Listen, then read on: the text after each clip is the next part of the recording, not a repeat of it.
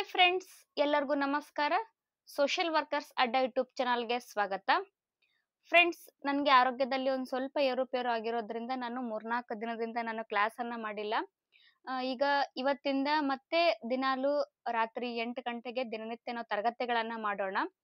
GK top 10 KSET 2025 general ಪೇಪರ್ಗೆ ಸಂಬಂಧಪಟ್ಟಂತಹ ಈಗಾಗಲೇ ಪ್ರೀವಿಯಸ್ ಇಯರ್ ಅಲ್ಲಿ ಕೇಳಿರ್ತಕ್ಕಂತಹ ಟಾಪ್ 10 ಕ್ವಶನ್ಸ್ ಅನ್ನು ನಾವು ನೋಡೋಣ, ಡಿಸ್ಕಸ್ ಮಾಡೋಣ. ನನ್ನ ಚಾನಲ್ಗೆ ಯಾರಾದ್ರೂ ಹೊಸಬ್ರಾಗಿದ್ರೆ ದಯವಿಟ್ಟು ಸಬ್ಸ್ಕ್ರೈಬ್ ಮಾಡಿ. ಏನಾದ್ರೂ ಹೇಳ್ಬೇಕು ಕೇಳಬೇಕು ಅನ್ಸುತ್ತೆ ಅಂತಂದ್ರೆ ನೀವು ಕಮೆಂಟ್ ಮುಖಾಂತರ ತಿಳಿಸಬಹುದು. ವಿಡಿಯೋನ ಸಾಧ್ಯ ಆದಷ್ಟು ಮಟ್ಟಿಗೆ ಶೇರ್ ಮಾಡಿ, ಲೈಕ್ ಮಾಡಿ. ಕೆಲವೊಂದು ಜನ ಕಮೆಂಟ್ ಮಾಡ್ತಾ ಇದ್ರು, ಸ್ವಲ್ಪ ಕ್ವಶನ್ಸ್ ಬರೇ ನಾರ್ಮಲ್ ಕ್ವಶನ್ಸ್ ಅಷ್ಟೇ ಆಗತ್ತಾ, ಸ್ವಲ್ಪ ಅದ್ರ ಬಗ್ಗೆ ಎಕ್ಸ್ಪ್ಲೇನ್ ಮಾಡಿ ಅಂತ. ಜಾಸ್ತಿ ಎಕ್ಸ್ಪ್ಲೇನ್ ಮಾಡಕ್ ಹೋಗೋದಿಲ್ಲ, ಸ್ವಲ್ಪ ಸ್ವಲ್ಪ ಮಾಡ್ತೀನಿ. ಯಾಕಂತಂದ್ರೆ ಜಾಸ್ತಿ ಎಕ್ಸ್ಪ್ಲೇನ್ ಮಾಡೋದ್ರಿಂದ ವಿಡಿಯೋ ಬಹಳ ಲೆಂತಿ ಆಗುತ್ತಾ. ಇದರ ಉದ್ದೇಶನೇ ಏನು ಅಂತಂದ್ರೆ, ಡೈಲಿ ಟಾಪ್ 10 ಕ್ವಶನ್ಸ್ ಅನ್ನು ಯಾಕೆ ಡಿಸ್ಕಸ್ ಮಾಡಬೇಕು ಅಂತಂದ್ರೆ, ಡಿಸ್ಕಸ್ ಮಾಡೋದ್ರಿಂದ ಒಂದು ನಿಮ್ಗೆ ಸಮಯ ಸ್ವಲ್ಪ ಸಮಯದ ಉಳಿತಾಯ ಆಗ್ತೈತಿ. ಅದ್ರ ಜೊತೆಗೆ 10 ಕ್ವಶನ್ಸ್ ಅಲ್ಲಿ ನೀವೆಷ್ಟು ಮಾರ್ಕ್ಸ್ ಅನ್ನ ನೀವು ತಗೊಂಡಿದ್ದೀರಿ ಅಂತ ಹೇಳಿ ನಿಮ್ಗೊಂದು ಕ್ಲಿಯರ್ ಕಟ್ ಸಿಗ್ತೈತಿ. ಸೊ ಹಾಗಾಗಿ 10 ಪ್ರಶ್ನೆಗಳನ್ನ ನೀವು ಉತ್ತರಿಸಲಿಕ್ಕೆ ಟ್ರೈ ಮಾಡಿ. ಮೊದಲನೇದಾಗಿ ಒಂದೊಂದು ಪ್ರಶ್ನೆಗಳನ್ನ ನೋಡ್ತಾ ಹೋಗೋಣ ನಾವು. ಮೊದಲನೇ ಪ್ರಶ್ನೆ, ಭಾರತದ ಅಧಿಕೃತ ಸಾರ್ವಜನಿಕ ಪ್ರಸಾರಕರನ್ನು ಹೆಸರಿಸಿ. Options A Doordarshan, B all India radio, C Prasar Bharati corporation, D ವಾರ್ತಾ ಮತ್ತು ಪ್ರಸಾರ ಸಚಿವಾಲಯ. ಆಪ್ಷನ್ಸ್ ಗಳಲ್ಲಿ ಸರಿಯಾದ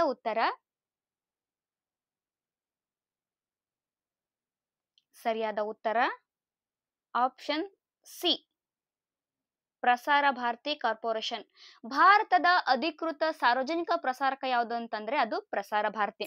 ಪ್ರಸಾರ ಭಾರತಿ ಕಾರ್ಪೊರೇಷನ್ ಬಗ್ಗೆ ಒಂದ್ ಸ್ವಲ್ಪ ನಾವು ನೋಡೋದಾದ್ರೆ, ಭಾರತ ಅಧಿಕೃತ ಸಾರ್ವಜನಿಕ ಪ್ರಸಾರಕರನ್ನ ಪ್ರಸಾರ ಭಾರತಿ ಅಂತ ನಾವು ಕರಿತೀವಿ. ಇದು ಭಾರತ ಸರ್ಕಾರದ ಅಡಿಯಲ್ಲಿ ಕಾರ್ಯನಿರ್ವಹಿಸುವ ಒಂದು ಸ್ವಾಯತ್ತ ಸಂಸ್ಥೆ ಆಗಿದ್ದು, ಇದ್ರೊಳಗೆ ಯಾವ್ಯಾವ ಬರ್ತವೆ ಅಂತಂದ್ರೆ ದೂರದರ್ಶನ ಮತ್ತು ಆಲ್ ಇಂಡಿಯಾ ರೇಡಿಯೋ ಇದ್ರೊಳಗ ಬರುತ್ತ.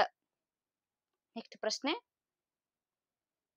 ಎರಡನೇ ಪ್ರಶ್ನೆ, ಕಾರ್ಯನಿರತ ಪತ್ರಕರ್ತರ ಕಾಯ್ದೆ ಭಾಗ 3 ಅದರೊಳಗೆ 2 ಪ್ರಕಾರ ಒಬ್ಬ ಸಂಪಾದಕನನ್ನು ಸೇವೆಯಿಂದ ವಜಾಗೊಳಿಸಲು ನೀಡಬೇಕಾದ ನೋಟಿಸಿನ ಅವಧಿ ಎಷ್ಟು ಅಂತ ಇಲ್ಲಿ ಆಪ್ಷನ್ಸ್ ಎ 6 ತಿಂಗಳು, ಬಿ 3 ತಿಂಗಳು, ಸಿ 2 ತಿಂಗಳು, ಡಿ 8 ತಿಂಗಳು. ಆಪ್ಷನ್ಸ್ ಗಳಲ್ಲಿ ಸರಿಯಾದ ಉತ್ತರ ಆಪ್ಷನ್ಸ್ ಎ 6 ತಿಂಗಳು. ಕಾರ್ಯನಿರತ ಪತ್ರಕರ್ತರ ಕಾಯ್ದೆ ಪ್ರಕಾರ ಒಬ್ಬ ಸಂಪಾದಕನನ್ನ ಸೇವೆಯಿಂದ ವಜಾಗೊಳಿಸಬೇಕಾದ್ರೆ ನೀಡಬೇಕಾದಂತಹ ನೋಟಿಸಿನ ಅವಧಿ ಎಷ್ಟು ಅಂತಂದ್ರೆ ಅದು 6 ತಿಂಗಳು. ಮೂರನೇ ಪ್ರಶ್ನೆ, ಯಾವುದಾದರೂ ವ್ಯಕ್ತಿ ತನ್ನನ್ನು ಸುಳ್ಳಾಗಿ ನೌಕಾಧಿಕಾರಿಯೆಂದು ಬಿಂಬಿಸಿಕೊಳ್ಳಲು ನೌಕಾಧಿಕಾರಿಯ ಸಮವಸ್ತ್ರ ದುರುಪಯೋಗ ಪಡಿಸಿಕೊಂಡರೆ ಅವನು ಅಥವಾ ಅವಳು ಯಾವ ಕಾಯ್ದೆಯಡಿ ತಪ್ಪಿತಸ್ಥರಾಗಿರ್ತಾರೆ?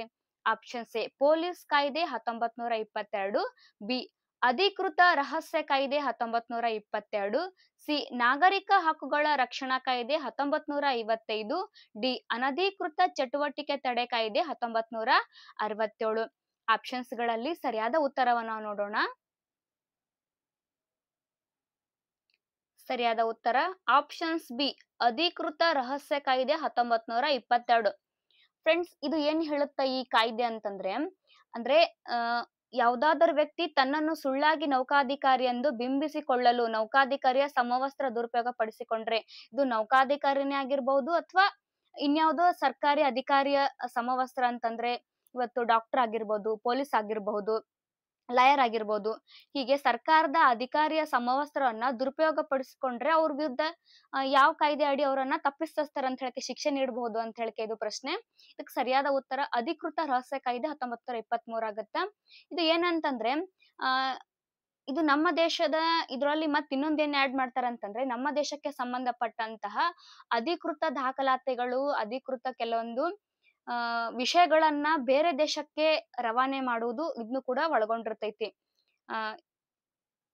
ಈ ಕಾಯ್ದೆ ಅಧಿಕೃತ ದಾಖಲೆಗಳು ಅಥವಾ ವರ್ಗೀಕೃತ ಮಾಹಿತಿಯನ್ನ ಅಧಿಕಾರವಿಲ್ಲದ ವ್ಯಕ್ತಿಗಳಿಗೆ ಹಂಚಿಕೊಳ್ಳುವುದನ್ನ ಸಂಪೂರ್ಣವಾಗಿ ನಿರ್ಬಂಧಿಸುತ್ತೆ. ಯಾವುದು ಅಂತಂದ್ರೆ ಅಧಿಕೃತ ರಹಸ್ಯ ಕಾಯ್ದೆ 1923. ಈ ಕಾಯ್ದೆಯಡಿ ಶಿಕ್ಷೆಯನ್ನ ಏನ್ ನೀಡ್ತಾರೆ ಅಂತಂದ್ರೆ, ಕಾಯ್ದೆ ಅಡಿಯಲ್ಲಿ ಅಪರಾಧ ಎಸಗಿಸಿದವರಿಗೆ ಶಿಕ್ಷೆಯನ್ನ ವಿಧಿಸಲಾಗುತ್ತಾ ಏನು ಅಂತಂದ್ರೆ ಸೆಕ್ಷನ್ 3ರ ಅಡಿಯಲ್ಲಿ ಅಪರಾಧ ಎಸಗಿಸಿದವರಿಗೆ 3 ವರ್ಷಗಳವರೆಗೆ ಜೈಲು ಶಿಕ್ಷೆ ಅಥವಾ ದಂಡ ಅಥವಾ ಎರಡನ್ನು ಕೂಡ ವಿಧಿಸಲಿಕ್ಕೆ ಇಲ್ಲಿ ಅವಕಾಶ ಇರ್ತದೆ.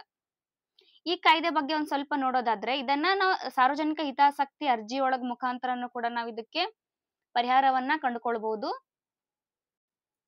ಅಧಿಕೃತ ರಹಸ್ಯ ಕಾಯ್ದೆ ಐತಲ್ಲ, ಇದು ಬ್ರಿಟಿಷ್ ಆಳ್ವಿಕೆ ಕಾಲದಿಂದ ಅಸ್ತಿತ್ವದಲ್ಲಿರ್ತಕ್ಕಂತಹ ಕಾಯ್ದೆ. ಇದು ಭಾರತ ಭದ್ರತೆ ಕಾಪಾಡುವ ಉದ್ದೇಶದಿಂದ ಜಾರಿಗೆ ಬಂದಿರತಕ್ಕಂತ ಒಂದು ಮಹತ್ವಪೂರ್ಣ ಆದಂತಹ ಕಾಯ್ದೆ.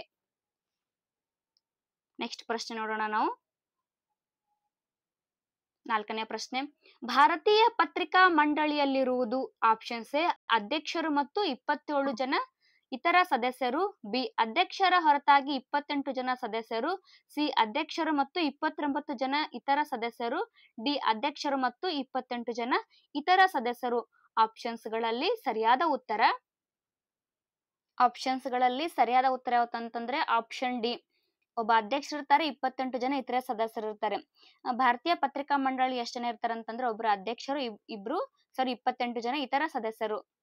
ಇದ್ರ ಬಗ್ಗೆ ಒಂದ್ ಸ್ವಲ್ಪ ನಾವು ಎಕ್ಸ್ಪ್ಲೇನ್ ನೋಡೋದಾದ್ರೆ ಭಾರತೀಯ ಪತ್ರಿಕಾ ಮಂಡಳಿ ಇದು ಪ್ರೆಸ್ ಕೌನ್ಸಿಲ್ ಆಫ್ ಇಂಡಿಯಾ ಅಂತಂದ್ರೆ PCI ಎಂಬುದು ಭಾರತದಲ್ಲಿ ಪತ್ರಿಕಾ ಸ್ವಾತಂತ್ರ್ಯವನ್ನ ಕಾಪಾಡುವ ಮತ್ತು ಪತ್ರಿಕೆಗಳ ಗುಣಮಟ್ಟವನ್ನ ನಿರ್ವಹಿಸುವ ಒಂದು ಶಾಸನಬದ್ಧ ಮತ್ತು ಅರೆ ನ್ಯಾಯಾಂಗ ಸಂಸ್ಥೆ ಆಗೈತಿ.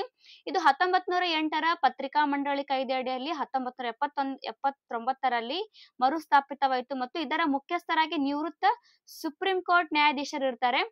ಈ ಮಂಡಳಿ 28 ಜನ ಸದಸ್ಯರನ್ನ ಒಳಗೊಂಡಿರ್ತೈತಿ.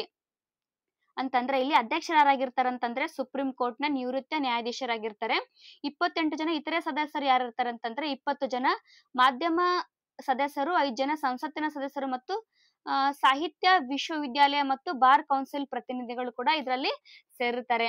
ನೆಕ್ಸ್ಟ್ ಪ್ರಶ್ನೆ ನೋಡೋಣ. 5ನೇ ಪ್ರಶ್ನೆ, IPC 124A ಅಡಿಯಲ್ಲಿ ಯಾವುದೇ ವ್ಯಕ್ತಿ ಭಾರತದಲ್ಲಿ ಸಂವಿಧಾನದ ಅನುಸಾರ ರಚನೆಗೊಂಡ ಸರ್ಕಾರದ ವಿರುದ್ಧ ದ್ವೇಷ ಹುಟ್ಟುವಂತೆ ಬರೆದರೆ ಅಥವಾ ಮಾತನಾಡಿದರೆ ಅದು ಯಾವ ಕಾಯ್ದೆ ಅಪರಾಧ?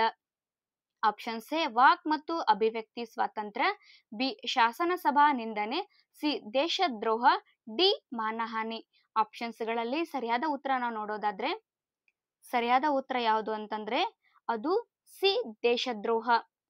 IPC ಸೆಕ್ಷನ್ 124A ಅಡಿಯಲ್ಲಿ ಯಾವುದೇ ವ್ಯಕ್ತಿ ಭಾರತ ಸಂವಿಧಾನದ ಅನುಸಾರ ರಚನೆಗೊಂಡ ಸರ್ಕಾರದ ವಿರುದ್ಧ, ಇಲ್ಲಿ ನೋಡ್ರಿ IPC 124A ಇದು ಯಾವುದೇ ಸರ್ಕಾರದ ವಿರುದ್ಧ ದ್ವೇಷ ಹುಟ್ಟುವಂತೆ ಬರೆದರೆ ಅಥವಾ ಮಾತನಾಡಿದರೆ ಅದು ಯಾವ ಕಾಯ್ದೆ ವಿರುದ್ಧ ಅಪರಾಧ ಆಗುತ್ತಂತಂದ್ರೆ ಅದು ದೇಶದ್ರೋಹ. ಇದು ಯಾರಿಗಂತಂದ್ರೆ ಇದು ಪತ್ರಕರ್ತರಿಗೆ ಅಥವಾ ಸಾಹಿತಿಗಳಿಗೆ ಕೂಡ ಸಂಬಂಧಪಡುತ್ತ. ನೆಕ್ಸ್ಟ್ ಪ್ರಶ್ನೆ 6ನೇ ಪ್ರಶ್ನೆ, ಭಾರತದಲ್ಲಿ ಒಬ್ಬ ವ್ಯಕ್ತಿ ಇನ್ನೊಬ್ಬ ವ್ಯಕ್ತಿಯ ಮಾನಹಾನಿ ಮಾಡಿದರೆ ನೀಡಬಹುದಾದ ಶಿಕ್ಷೆ ಎಂದರೆ? ಆಪ್ಷನ್ಸ್ ಎ 4 ವರ್ಷಗಳ ಸರಳ ಸೆರೆಮನೆ ವಾಸ, ಬಿ ನ್ಯಾಯಾಲಯ ವಿಧಿಸುವ ದಂಡ ಆದ್ರೆ ಸೆರೆಮನೆ ವಾಸವಿಲ್ಲ, ಸಿ 3 ವರ್ಷಗಳ ಸರಳ ಸೆರೆಮನೆ ವಾಸ, ಡಿ 2 ವರ್ಷಗಳ ಸರಳ ಸೆರೆಮನೆ ವಾಸ ಅಥವಾ ದಂಡ ಅಥವಾ ಎರಡನ್ನು ಕೂಡ ವಿಧಿಸಬಹುದು. ಆಪ್ಷನ್ಸ್ಗಳಲ್ಲಿ ಸರಿಯಾದ ಉತ್ತರ ಯಾವುದು ಅಂತ ನಾವು ನೋಡೋದಾದ್ರೆ ಸರಿಯಾದ ಉತ್ತರ ಆಪ್ಷನ್ಸ್ ಡಿ, 2 ವರ್ಷಗಳ ಸರಳ ಸೆರೆಮನೆ ವಾಸ ಅಥವಾ ದಂಡ ಅಥವಾ ಎರಡನ್ನು ಕೂಡ ವಿಧಿಸಲಿಕ್ಕೆ ಇಲ್ಲಿ ಅವಕಾಶ ಇದೆ. ಅಂತಂದ್ರೆ ಭಾರತದಲ್ಲಿ ಒಬ್ಬ ವ್ಯಕ್ತಿ ಇನ್ನೊಬ್ಬ ವ್ಯಕ್ತಿಗೆ ಮಾನಹಾನಿ ಮಾಡಿದ್ರೆ ಆ ವ್ಯಕ್ತಿಗೆ ಭಾರತೀಯ ದಂಡ ಸಂಹಿತೆ IPC ಸೆಕ್ಷನ್ 500ರ ಅಡಿಯಲ್ಲಿ ದಂಡ ಅಥವಾ 2 ವರ್ಷಗಳವರೆಗೆ ಜೈಲು ಶಿಕ್ಷೆಯನ್ನ ವಿಧಿಸಬಹುದು ಅಥವಾ ಎರಡನ್ನು ಕೂಡ ವಿಧಿಸಬಹುದು. ಒಂದು ಕ್ರಿಮಿನಲ್ ಅಪರಾಧವಾಗಿದ್ದು ಸಿವಿಲ್ ನ್ಯಾಯಾಲಯದಲ್ಲೂ ಪರಿಹಾರಕ್ಕಾಗಿ ಮೊಕದ್ದಮೆಯನ್ನ ಹೂಡಬಹುದು. ನೆಕ್ಸ್ಟ್ ಪ್ರಶ್ನೆ ನೋಡೋಣ ನಾವು. 7ನೇ ಪ್ರಶ್ನೆ, ಇವುಗಳಲ್ಲಿ ಸಂಶೋಧನಾ ನೀತಿಯು ಒಳಗೊಂಡಿಲ್ಲದಿರುವುದು ಯಾವುದು ಒಳಗೊಂಡಿಲ್ಲ ಅಂತ ಇಲ್ಲಿ ಪ್ರಶ್ನೆಯನ್ನ ಆಗಿದೆ. ಯಾವುದು ಸಂಶೋಧನಾ ನೀತಿ ಒಳಗೊಂಡಿಲ್ಲ ಅಂತಂದ್ರೆ ಆಪ್ಷನ್ಸ್ ಎ ಪ್ರಾಮಾಣಿಕತೆ, ಬಿ ಸಮಗ್ರತೆ, ಸಿ ವಿಷಯ ನಿಷ್ಠತೆ, ಡಿ ವಸ್ತು ನಿಷ್ಠತೆ. ಆಪ್ಷನ್ಸ್ಗಳಲ್ಲಿ ಸರಿಯಾದ ಉತ್ತರ ಯಾವ್ದಂತಂದ್ರೆ ವಿಷಯ ನಿಷ್ಠತೆ. ನೆಕ್ಸ್ಟ್ ಪ್ರಶ್ನೆ ನೋಡೋಣ ನಾವು. ನ್ಯೂಟನ್ನ ಅನ್ವೇಷಣೆಯಾದ ಗುರುತು ಆಕರ್ಷಣೆಯ ನಿಯಮವು ಸಂಬಂಧಪಟ್ಟಿರುವುದು? ಆಪ್ಷನ್ಸ್ ಎ ಮೂಲಭೂತ ಸಂಶೋಧನೆ, ಬಿ ಅನ್ವಯಿಕ ಸಂಶೋಧನೆ, ಸಿ ಕ್ರಿಯಾ ಸಂಶೋಧನೆ, ಡಿ ಪರಿಮಾಣಾತ್ಮಕ ಸಂಶೋಧನೆ. ಆಪ್ಷನ್ಸ್ ಗಳಲ್ಲಿ ಸರಿಯಾದ ಉತ್ತರ ಆಪ್ಷನ್ ಎ ಮೂಲಭೂತ ಸಂಶೋಧನೆ. ನ್ಯೂಟನ್ನ ಅನ್ವೇಷಣೆಯಾದ ಸಂಶೋಧನೆ ಗುರುತ್ವಾಕರ್ಷಣೆಯ ಸಂಶೋಧನೆ ನಿಯಮ ಸಂಬಂಧಪಟ್ಟಿರೋದು ಯಾವ್ದಂತಂದ್ರೆ ಅದು ಮೂಲಭೂತ ಸಂಶೋಧನೆ. ಫ್ರೆಂಡ್ಸ್, ಈ ಸಂಶೋಧನೆಯ ಟಾಪಿಕ್ ಮೇಲೆ ಬಹಳಷ್ಟು ಪ್ರಶ್ನೆಗಳು ಬರ್ತಾವ. ಎಷ್ಟದ ಅಂತಂದ್ರೆ ಬಹಳಷ್ಟು ಸಂಶೋಧನೆಯಲ್ಲಿ ಬಹಳಷ್ಟು ವಿಧಗಳದಾವ. ಇವೆಲ್ಲವೂ ಕೂಡ ಒಂದು ಬರೇ ಇಲ್ಲಿ ಶಾರ್ಟ್ಕಟ್ ಆಗಿ ಹೇಳಲಿಕ್ಕೆ ಅದು ಅಸಾಧ್ಯ ಆಗೈತಿ. ಸೊ ಹಾಗಾಗಿ ನಾವೇನ್ ಮಾಡೋಣ, ಅದ್ರ ಬಗ್ಗೆ ಸಂಶೋಧನೆ ಎಷ್ಟು ವಿಧಗಳಿದಾವಲ್ಲ ಅದ್ರ ಎಲ್ಲದರ ಕುರಿತು ಒಂದು ಡೀಪ್ ಆಗಿ ಒಂದು ವಿಡಿಯೋ ಮಾಡಿ ಅದ್ರ ಮೇಲೆ ಪ್ರಶ್ನೆಗಳನ್ನ ನಾವು ಕ್ರಿಯೇಟ್ ಮಾಡೋಣ. ಅದು ಹೇಗೆ ಪ್ರಶ್ನೆ ಬಂದ್ರು ಕೂಡ ನಾವು ಆನ್ಸರ್ ಮಾಡ್ಲಿಕ್ಕೆ ನಾವು ರೆಡಿ ಇರಬೇಕು. ಆ ರೀತಿ ಪ್ರಶ್ನೆಗಳನ್ನ ನಾವು ತೆಗಿಯೋಣ ಮತ್ತು ಅಷ್ಟು ನೀಟಾಗಿ ಕೂಡ ನಾವು ಕ್ಲಾಸ್ ಅನ್ನ ಮಾಡೋಣ. ಇದು ಬಹಳ ದೊಡ್ಡ ಟಾಪಿಕ್. ಸೊ ಹಾಗಾಗಿ ಸ್ಕೋರಿಂಗ್ ಟಾಪಿಕ್ನು ಕೂಡ ಇದೆ. ಸ್ವಲ್ಪ ಏರುಪೇರು ಆಯ್ತು ಅಂತಂದ್ರೆ ಬಹಳ ಕನ್ಫ್ಯೂಷನ್ ಆಗಿ ಮಾರ್ಕ್ಸ್ ಹೋಗಂತ ಚಾನ್ಸಸ್ ಇರ್ತಾವ. ಸೊ ಹಾಗಾಗಿ ಈ ಟಾಪಿಕ್ ಮೇಲೆ ಬಹಳಷ್ಟು ಸ್ವಲ್ಪ ತಯಾರಿ ಇರೋದು ಬಹಳ ಇಂಪಾರ್ಟೆಂಟ್. ನೆಕ್ಸ್ಟ್ ಪ್ರಶ್ನೆ ನೋಡೋಣ. 9ನೇ ಪ್ರಶ್ನೆ. ಸಂಶೋಧಕನು ಪ್ರತಿ ದರ್ಶದ ಪಟ್ಟಿಯಲ್ಲಿರುವ ಪ್ರತಿ 15ನೇ ಹೆಸರಿನವರನ್ನ ಸಂದರ್ಶಿಸಲು ತೀರ್ಮಾನಿಸಿದರೆ ಆ ಪ್ರತಿ ದರ್ಶವು ಇವುಗಳಲ್ಲಿ ಯಾವುದಕ್ಕೆ ಉದಾಹರಣೆಯಾಗುವುದು?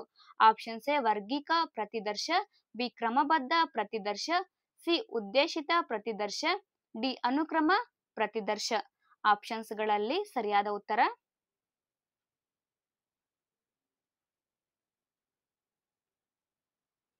Options B ಕ್ರಮಬದ್ಧ ಪ್ರತಿದರ್ಶ. ನೆಕ್ಸ್ಟ್ ಪ್ರಶ್ನೆ ನೋಡೋಣ. ಕೊನೆಯ ಪ್ರಶ್ನೆ. ಯುಜಿಸಿಯು ಸಂಶೋಧನಾ ಪ್ರಬಂಧಗಳನ್ನ ಪ್ರಕಟಿಸುವ ಜರ್ನಲ್ ಗಳು ಇವುಗಳ ಸಂಬಂಧವನ್ನು ಹೊಂದಿರಬೇಕೆಂದು ಆಗ್ರಹಿಸುತ್ತದೆ. ಆಪ್ಷನ್ಸ್ ಎ ISSN ನಿಯತಕಾಲಿಕೆ, ಬಿ ISBN ನಿಯತಕಾಲಿಕೆ, ಸಿ ನೋಂದಣಿಯಾದ ನಿಯತಕಾಲಿಕೆ, ಡಿ ಕ್ರಮಬದ್ಧ ನಿಯತಕಾಲಿಕೆ. ಆಪ್ಷನ್ಸ್ ಗಳಲ್ಲಿ ಸರಿಯಾದ ಉತ್ತರ ನಾವು ನೋಡೋಣ. ಸರಿಯಾದ ಉತ್ತರ ಆಪ್ಷನ್ಸ್ ಎ ನೋಡಿ.